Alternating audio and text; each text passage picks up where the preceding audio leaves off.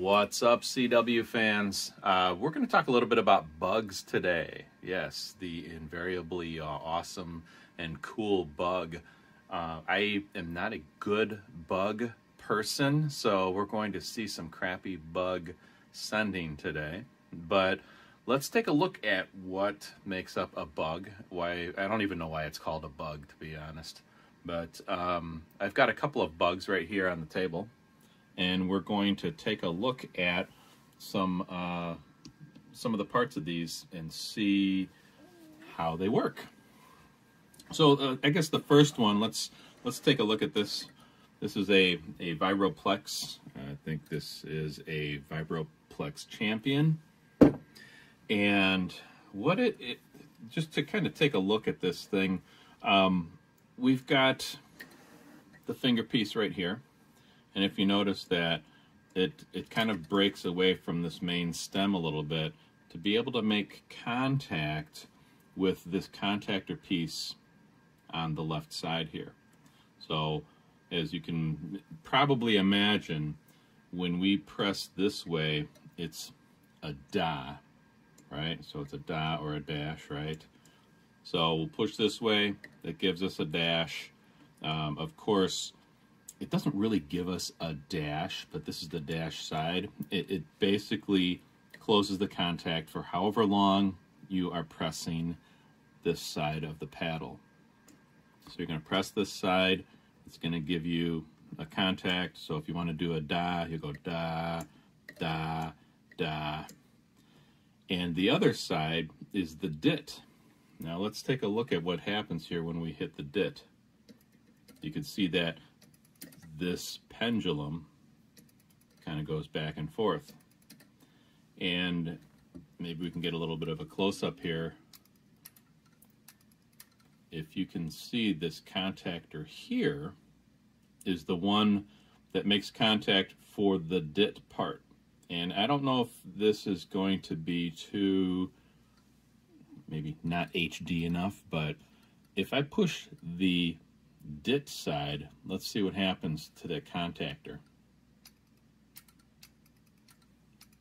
It looks like it's very, very faint, but it looks like this contactor is making contact with that post in sequence with how much this pendulum moves.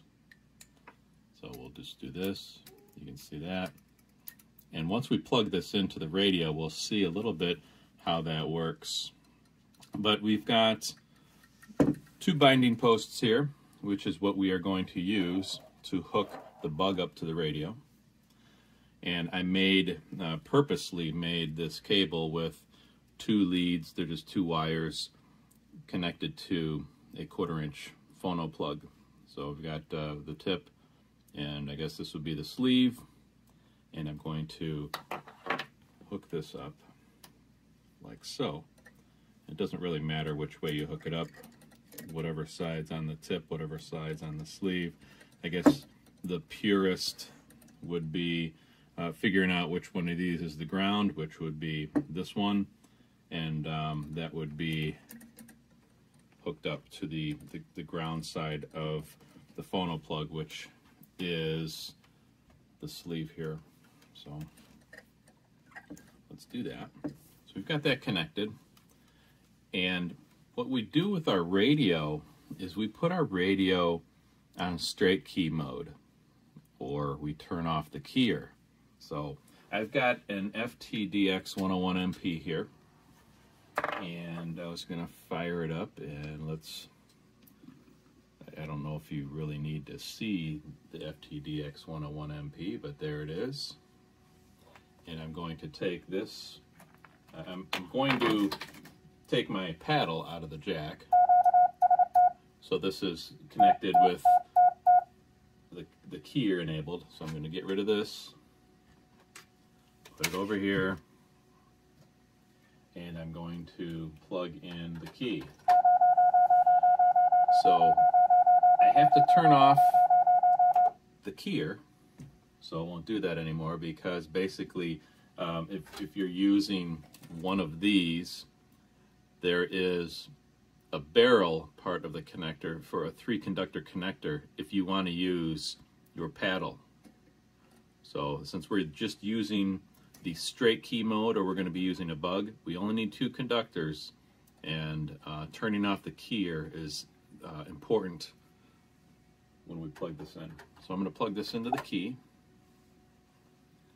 and I think you can hear it, so we don't really need to look at the 101 MP. But, and since I need to get this over here,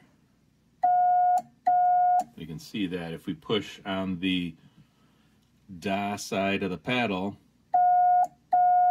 it's giving us, you know, whatever we do. So if we want to do some DAs, so that would be like an O, right?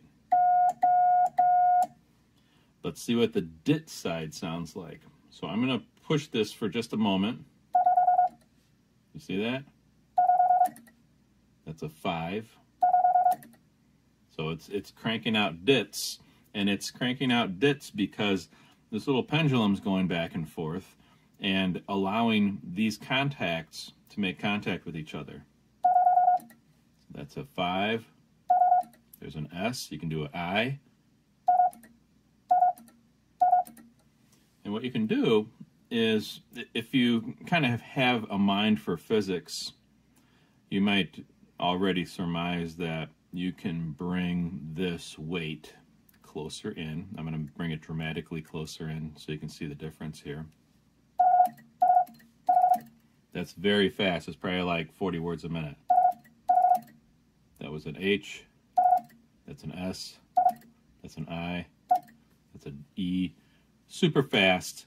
So I kind of like it way out here. That gives us maybe, that's probably a 20 word a minute sequence. So if you want to use a bug, there's a certain amount of rhythm that you're going to need to be able to make these DAs in sequence with the DITs and make them the correct ratio.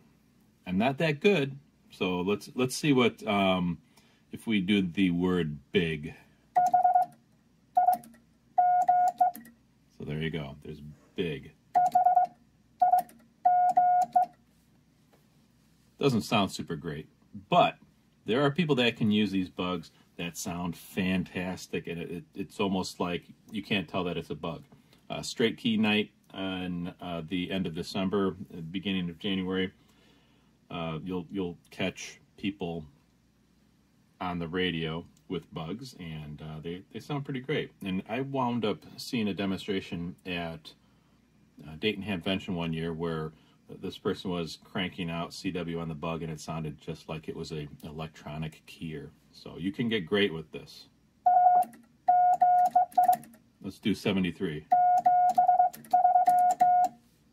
What do you think about that? Not too shabby. Of course, I've got it on the lowest setting because I am a neophyte when it comes to the bug.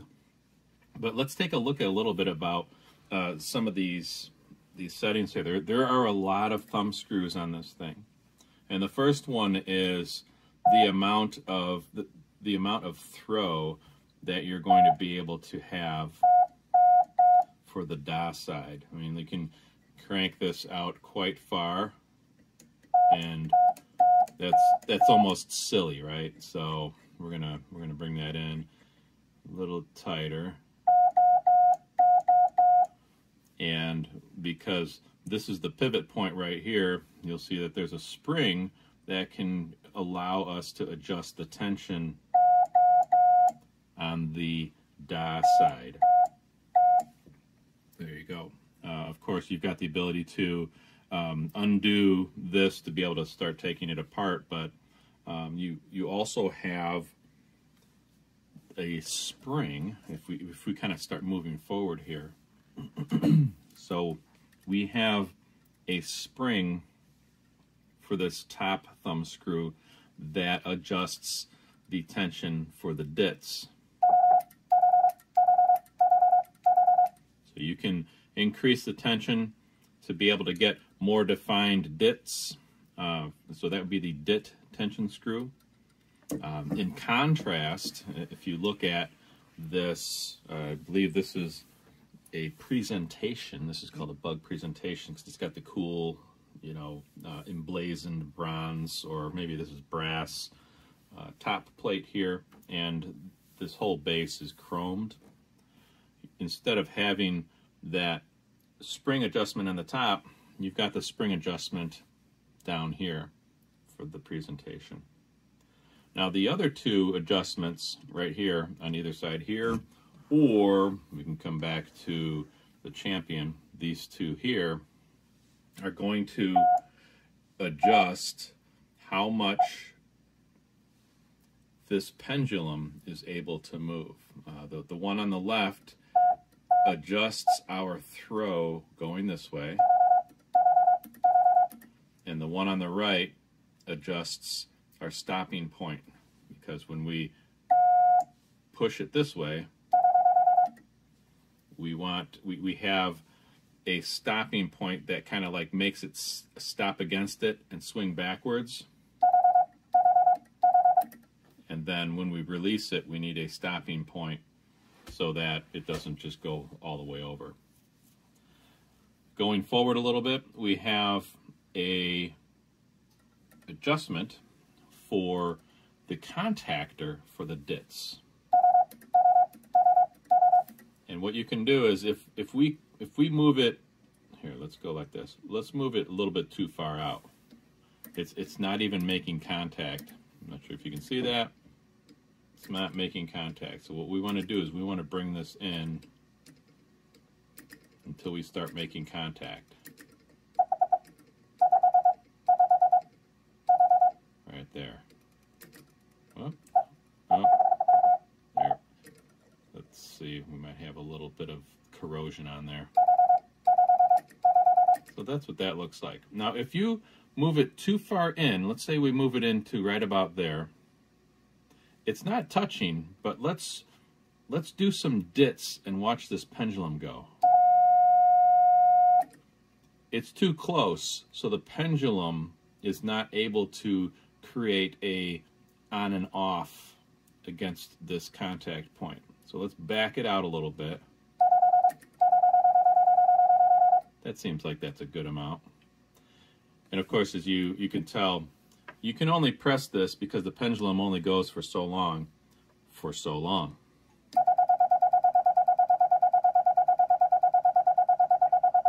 That's quite a bit.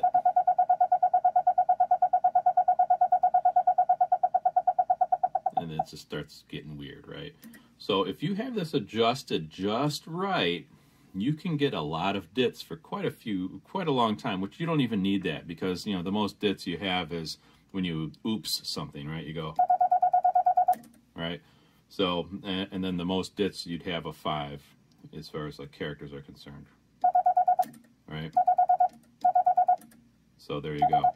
So that's the dits. Now, as we move forward, we get to the pendulum, and I guess I would be remiss if I didn't note that there is a flexible steel piece right in here that allows it to kind of have some wiggle, because you need some wiggle in order for the dits to happen. Now, when we're done doing dits, we stop, we get our finger off of that, right? Now, what makes it stop flopping around? Because in the normal course of action, if you have something that's, you know, doing some kind of pendulous motion, it's just going to keep going.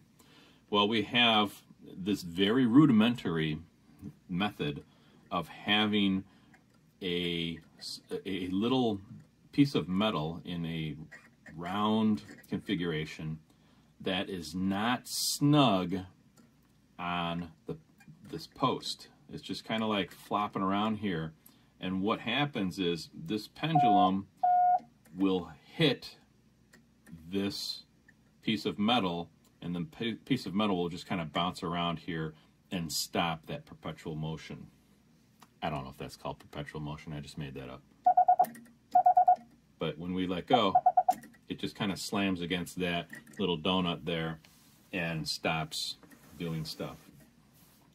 Same thing with the presentation. Little different configuration, little bit more fancy schmancy. Although, you know, we do have all of the same stuff. There's a little flexible piece of steel that makes this go back and forth. We have the contactor right here for the dits, and that's adjustable even forward and reverse. And then we have the, you know, kind of a pretty large weight that I've got moved all the way forward because I like it as slow as possible. But we have this mechanism here that just kind of like allows it to like just slam against it, and it just, boom, it stops the motion. So same thing for the presentation. Now, that's pretty much it as far as like the bug is concerned. You know, you'll want to adjust this for feel. You could probably spend hours on adjustments, on making sure that this is giving you enough throw and contact point. I like mine pretty tight, so I'll just bring it all the way in.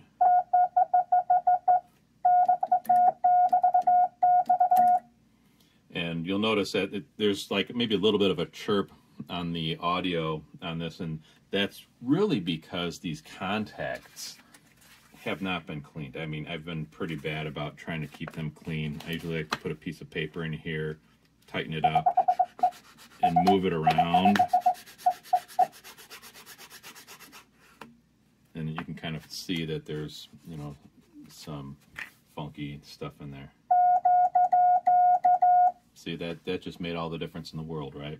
And you can do that same thing with your benchers. If you have a bencher key or a paddle, you could do that too. So there you go.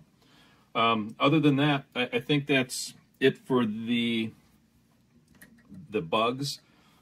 As far as this being a CW showcase, this is a Vibroplex bug. It is a champion model. This is also a Vibroplex bug. This is a presentation model. They are both mechanically the same. Might have some fancier appointments on it, kind of like I showed with this thing. Of course, you got these, you know, cooler thumb screws everywhere. These are nice thumb screws too. But you know, as far as I should really probably try to you know, polish this up a little bit and get these things a little bit better. But just haven't had a chance. This one was came to me in this condition, so it looks good too. But yeah, as far as the connection is concerned, going old school here with 2 leads.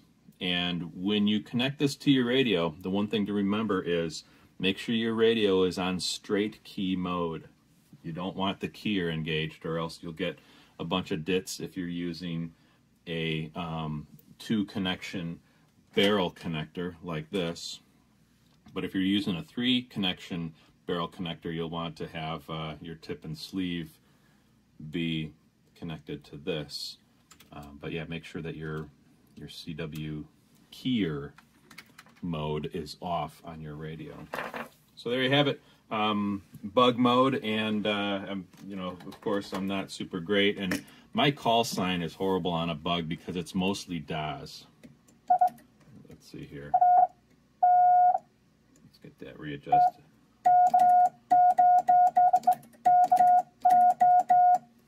Not super great.